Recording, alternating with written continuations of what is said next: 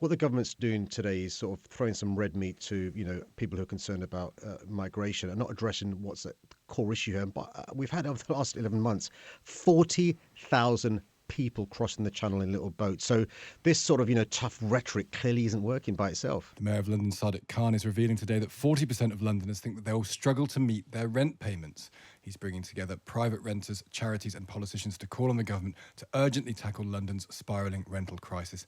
And he's on the line now. Good morning to you. Good morning, lovely to join you. Before we get on to that issue around London particularly and the cost of living, just on this issue of migrant crisis we were just talking about before just then, what do you make of the government's plan, this new pact with France? It is one of Labour's policies to have a better relationship with France. Do you think paying a bit more money, getting some boots on the ground in France will make much of a difference?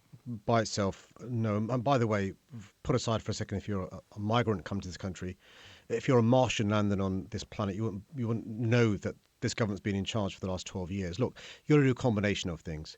You've got to make sure that there are safe passages for those who are fleeing persecution, seeking asylum, applying for refugee status to come to the UK. Because if you don't, you can't be surprised that they're driven into the hands of criminal smugglers and the rest of it. But also we've got to disentangle asylum seekers and refugees from those others who come to this country, students, work visas, family reunions and others. And my concern is what the government's doing today is sort of throwing some red meat to, people who are concerned about migration and not addressing what's the core issue here. But we've had over the last 11 months, 40,000 people crossing the channel in little boats. So this sort of, tough rhetoric clearly isn't working by itself. But it's not, this is also, like I said, it is a Labour policy, have a better relationship with absolutely. France. It's not red meat in the purest sense. Well, no. Well, listen, of course you've got to have close relations, not just with France, but colleagues in the European Union, with countries in North Africa. You've got to do that source with those people who are, playing on the misery of asylum seekers and refugees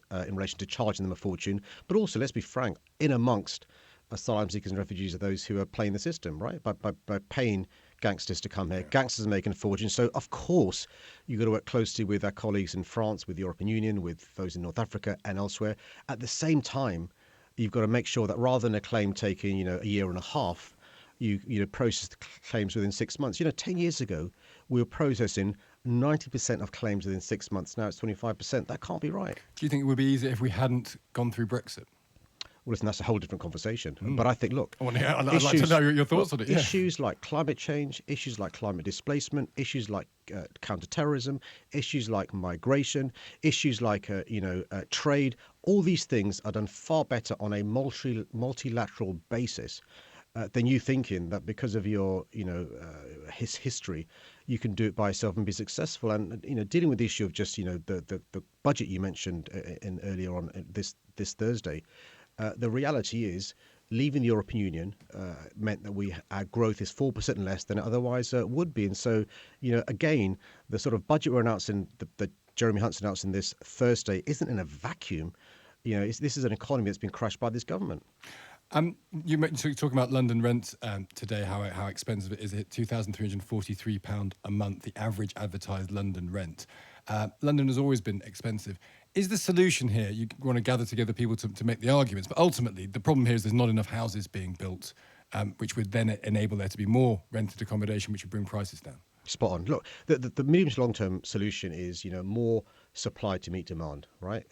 We calculate every year we need, roughly speaking, 52,000 new homes. Last year, record numbers of homes are completed under my mayoralty, 40,000. But just think about every year, that's the difference of between 10 and 12,000 in a good year.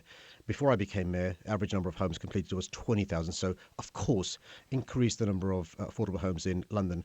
But in the short to medium term, we're going to have nowhere near the supply to meet the demand. And you mentioned the challenges families are facing, cost of living, probably tax going up later on this week, energy prices. For those renting in London, and it's 2.6 million renters in London, that's almost a third of our population, the average rent is, you're right, £2,500. But over the last year, the increase in rents is the biggest it's ever been, 16%. So what I'm saying to the government is, look, what you need to do is follow the example of the Scottish government, who were lobbied by Labour and others, and introduce a rent freeze in the private sector.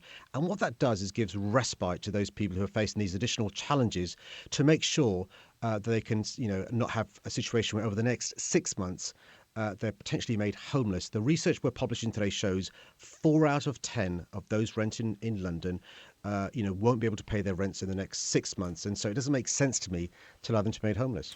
Now, Jeremy Corbyn is being urged to stand as an independent candidate against you in the next mayoral election. He will win, is a quote from an ally yesterday. Are you worried, Sadiq Khan?